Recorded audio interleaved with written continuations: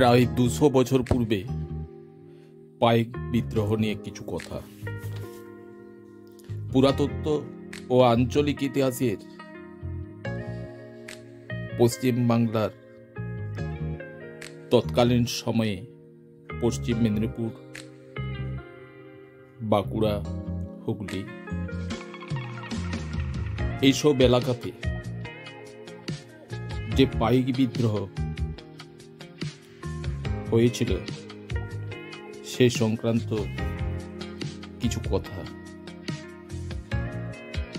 সেই সময়কালীন শক্তিশালী ব্রিটিশ সরকারের তা প্রশমিত করার ক্ষমতা প্রথম দিকে ছিল না।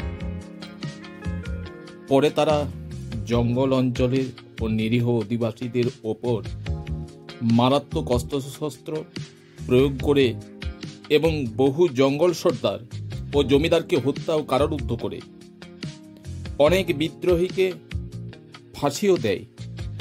তারা জমি জমা ও জমিদারি কেড়ে নিয়ে তাদের সর্বশান্ত করে। সেসব জমি হঠাৎ বড়লোক হওয়া বাবুদের বেশি টাকার লোভে বিলি বন্দোবস্ত বা নিলামে বিক্রি করে দেয়।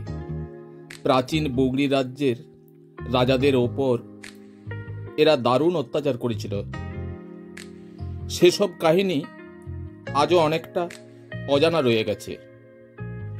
পাইক বিদ্রোহ হল জঙ্গল সর্দার, স্থানীয় জমিদার এবং তাদের পাইকদের বিদ্রোহ, এবং লায়েক হাঙ্গামাও বলা হয়।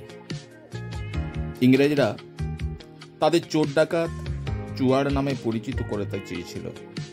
বহুকাল আগে এই সমস্ত অঞ্চলে যিনি রচনা করেছিলেন অধ্যাপক গৌরীপদ চট্টোপাধ্যায়, হিস্টোরি অফ বগরি রাজ্য গড়বেতা নামে একটি প্রকাশিত গ্রন্থ তিনি লিপিবদ্ধ করেছেন। সেই গ্রন্থের সূত্র ধরেই কিছু কথা আলোচনা করছি। পূর্বেকার পরবর্তী।